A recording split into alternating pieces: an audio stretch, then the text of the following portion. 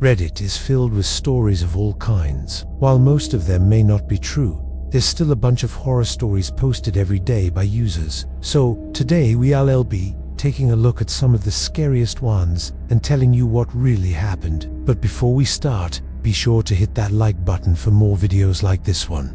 And let's get into it. Asylum guest. I was working as a casual bartender in a well-known ski resort in the early 2000s. The place had a pretty seedy underbelly even by ski resort standards. There were a lot of fights, overdoses, strange run-ins with famous people, and loads of drama among the staff. You could write a book about that place and probably sell it based on the crazy things that went on. There were also loads of college kids who took jobs at the bar or restaurant just to have somewhere to stay.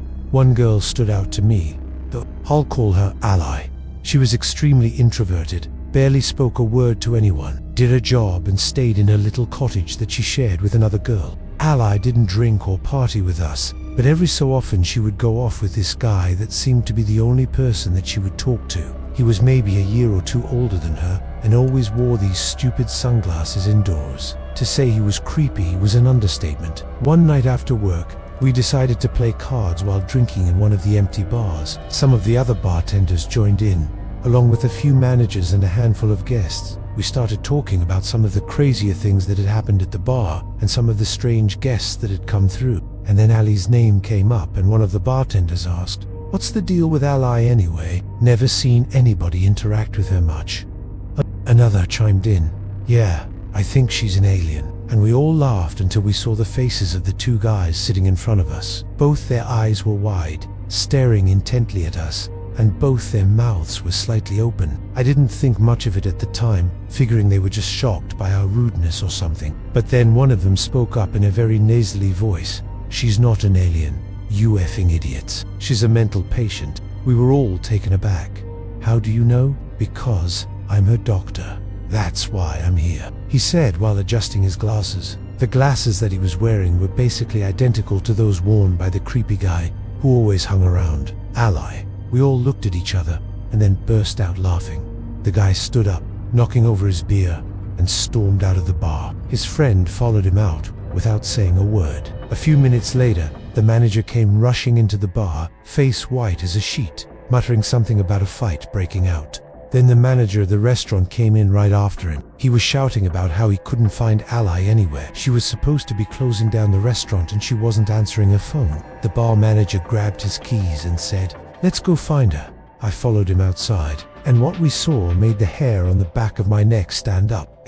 Ali's car was smashed in the parking lot. It looked like a bear had gotten into it. The windows were busted and the doors were caved in. Ali's phone was lying on the ground nearby, but there was no sign of Ally herself. The police were called and the rest of the staff gathered around, whispering and staring at the car.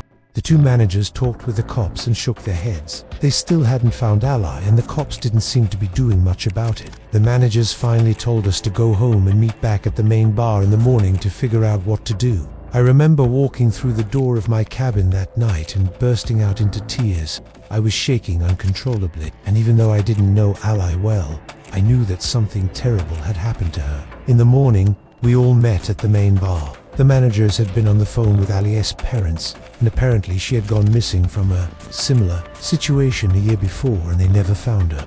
They said she just disappeared without a trace and her credit card was never used. As far as they knew, she could have been dead for all they cared. The managers were instructed to keep it quiet because the cops were unlooking for her, and Ali's parents didn't want a big search party or anything. They just wanted someone to tell them what happened. After that, the search kind of turned into an investigation. We all recounted the events of the previous night, but nothing new came up.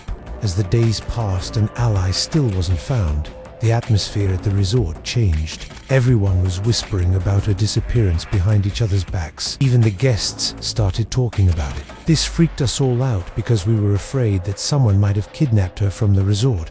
But the police didn't seem to think that was the case. Then the creepiest thing happened. Every single night for a week, the exact same noise that had come from Ali's car the night she disappeared could be heard coming from a different car parked near the cabin. The windows of the car would roll down and then the sound of glass shattering would echo through the quiet night. The sound was like fingernails on glass. It was horrible. After the 8th day, the noise stopped. But a few weeks later, when the snow had melted and the ground had dried out, we found tire tracks leading from that car to a secluded area near the river. We don't know what happened to Ali. I hope she's okay. But I couldn't help but wonder if that guy who claimed to be her doctor had something to do with her disappearance. Maybe he really was her doctor and she escaped or something. Who knows? Ghost train.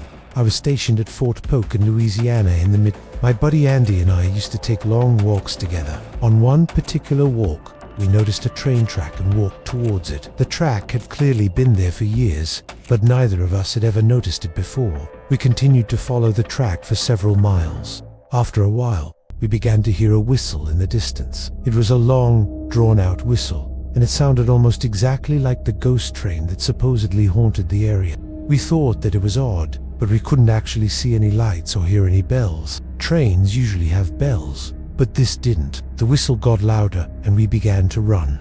We ran faster and faster, and soon we were practically sprinting. The whistle kept getting louder, and the ground began to shake beneath our feet. At last, we could see the engine in the distance. It was huge and black and it was heading straight toward us. We kept running, and the train picked up speed.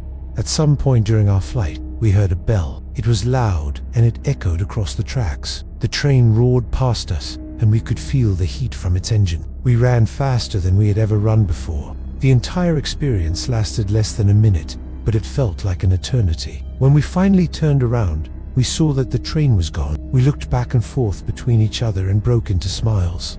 What a close call. Then we started to laugh hysterically. It was the funniest thing that we had ever experienced. That's when we realized that we couldn't stop laughing. We doubled over and gasped for breath, and tears streamed down our faces. We were laughing so hard that we fell to the ground. When we finally calmed down, we looked at each other and smiled. "You believe in ghosts now?" Andy said between laughs. "I guess I do," I replied, dead in the water. Back when I was about 17, I worked for an aquarium in Marine Mammal Park as a senior lifeguard. Part of the job was to monitor the water quality parameters for the various pools and make adjustments as needed. It was critical to ensure the safety of both the animals and the visitors. During the summer, the park operated an evening event called Sea Lion Sizzlers, which featured fire-dancing sea lions. After the show, the head trainer would let the sea lions swim freely in the shallow pool near the entrance, while visitors enjoyed close encounters with the animals. My job was to watch the pool parameters and make sure the sea lions didn't cause any trouble. It was about 10 o'clock, and the pool was empty except for me and two trainers. Suddenly, one of the trainers pointed to the bottom of the pool. "Check that out," she said, nodding her head toward a dark shape in the water. I squinted, trying to make out what it was. I leaned over the side of the pool and peered into the murky depths. It looked like a dead body. I yelled for the other trainer to call for help and raced to the maintenance room. Grabbing the net pole, I ran back to the pool, adrenaline pumping through my veins. My heart pounded in my chest and I struggled to catch my breath. As I approached the pool, my eyes locked onto the trainer who had remained seated. Her face was pale and she stared at the pool with wide eyes. "What's going on?" I gasped, my voice trembling. The other trainer slowly shook her head, her gaze fixed on the water. "I don't want to scare you," she whispered, her voice barely audible above the gentle lapping of the water. "But it's best if you don't go in there alone. Call for backup," she urged, reaching out a hand to grab mine. Her touch sent a chill down my spine and I instinctively recoiled. Her fingers were icy cold, like touching a corpse. Terror tightened its grip on my throat, making it difficult to breathe. My mind raced, trying to comprehend the situation. Was it a dead body? If so, how did it get there? Why was the trainer so scared? My eyes returned to the pool where the dark shape lay motionless. With trembling hands, I reached for the pool phone and dialed for help. As the seconds ticked by, my anxiety grew. The image of the lifeless form in the water burned into my mind. I couldn't shake the feeling that whatever was in that pool wasn't human. Suddenly, a wave of nausea washed over me and I stumbled back. Memories of a local legend surfaced. Years ago, a woman had drowned in that very pool during a late-night swim. Locals believed her spirit lingered, unable to find peace. Could it be her? The thought sent shivers down my spine. As I waited for backup, I strained to listen to any movement from the pool. A twig snapped. A bird took flight. The wind rustled through the trees. Every sound amplified my fear. Finally, The familiar voices of my colleagues broke through the silence. Relief washed over me, bringing tears to my eyes. Together, we plunged into the murky water, determined to uncover the truth. As I emerged from the pool, gasping for breath, I clutched the net pole tightly. The water had done little to soothe my pounding heart, but as my eyes adjusted to the dim light, I realized there was nothing in the net. Confused and shaken, I surfaced again. The trainers were nowhere to be seen. Panic surged through me. Where were they? Had something happened? I scanned the pool's edge, searching for answers. That's when I noticed the overturned maintenance bucket. A chill ran down my spine. Could this be the source of the disturbance? With newfound determination, I dove back into the water, intent on finding the truth. The pool's murky depths hid whatever had been there before. Now only the faint outline of a dark shape remained. As I reached out, my fingers brushed against a cold, slimy surface. My heart skipped a beat. Was it a dead animal, a discarded toy, or something else entirely? With trembling hands, I pulled the object toward me. Gasps echoed around the pool as my colleagues crowded the edge, eager to witness the discovery. But as the shape emerged from the water, their exclamations died away.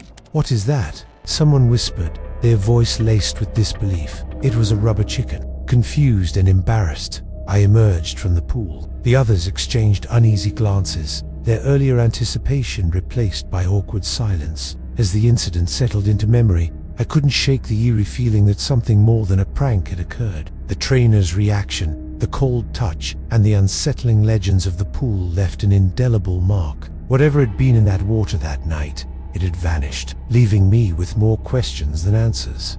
Those were some scary stories. Which one was your favorite? Let us know in the comments below. And if you want to hear more, then check out part 2. See you next time.